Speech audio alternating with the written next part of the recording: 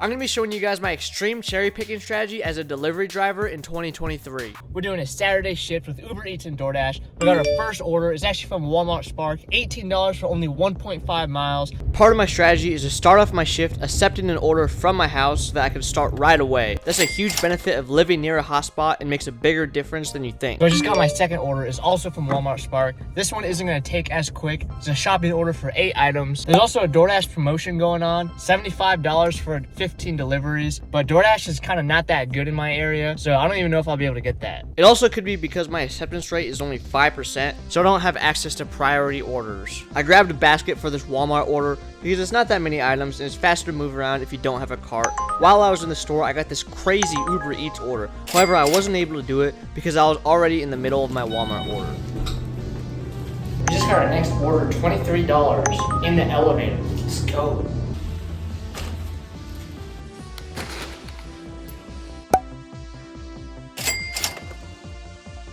While I was driving, I got this insane $90 order. 5 orders, 23 miles, but unfortunately, it disappeared while I was driving to the store. I'm not sure if the customer canceled it or what even happened. I think I forgot to click on start your trip in the app, and it ended up unassigning my order for me. But I ended up getting this $25, 13-mile order instead. It says it's only going to take me 39 minutes, so I'm definitely taking it. We're delivering an order for George Washington. I'm currently at $87.59 in 2.5 hours, but things are about to get even better. $25 for 5 miles. Let's go! 99 restaurant. I'm 99% sure this is a good order. $34.48 in 19 minutes. He tipped me so much dough, I got enough to make a pizza. I took this next order because when the restaurant is far away on a road with lots of restaurants, you have a high probability of getting add-on orders sent to your phone. And sure enough, I get this one right here. I want something better, decline. $17 for 21 miles, you're high if you think I'm taking that. But $9 for an additional 0.4 miles, that's the one I'm accepting. That wind tried taking my hat.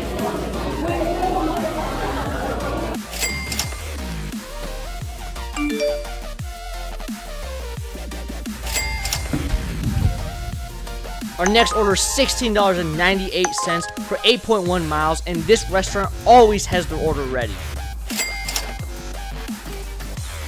So we got this triple order. After I complete this, I'll get an extra $6 and then an extra $2. Too many orders, too much money. This was my last order of the day, and after I go over the breakdown, I'll give you my top 4 tips to hit that golden $30 plus an hour more frequently.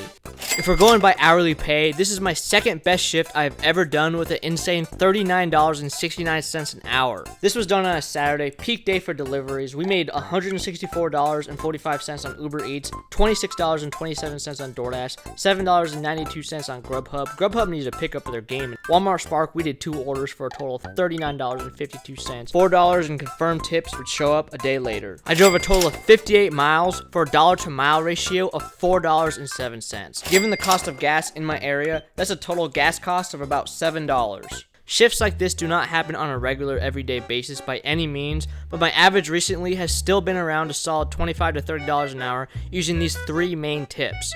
Number 1, be a part-time driver. Part-time drivers make more money. Why? Because part-time drivers can choose to only work during the busiest times on the busiest days. I basically only work on dinner shifts now, unless I'm going to do an all-day challenge, because it's simply the most efficient strategy. This is how I'm able to maintain a $25 to $30 hourly rate. Even when I did my big challenge days, they're always on a Saturday or a Sunday. If I worked on a lunch on a Wednesday, I likely would not make $26 to $30 an hour, so I don't. This is the perk of not having a delivery drive every day as your only source of income, because if it is, you have to work the bad hours to meet your financial totals for the week.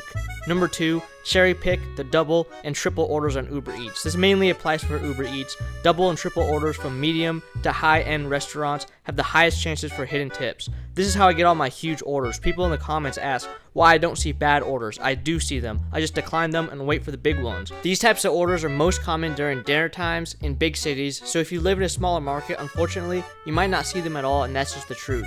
My acceptance rate on Uber Eats is currently sitting at 9%, but when it's slow, I have had it down to 1 to 2%. 2% before. Luckily, in my area, Uber Eats is the main app, so I don't have to worry about DoorDash's Top Dasher. On Uber Eats, your acceptance rate does not matter, so I'm still able to cherry pick and not have to worry about my acceptance rate. Obviously, DoorDash has doubled down on cherry picking, and if you live in an area where DoorDash has more orders than Uber Eats, this strategy will not work as well due to them restricting cherry pickers from receiving high-paying orders and all that good stuff, which should be illegal, but whatever. This is really why the companies hate it when drivers cherry pick, is because when the $3 no-tip orders don't get delivered, it leads to unsatisfactory customers and issuing refunds due to unfulfilled orders, which is obviously bad for business.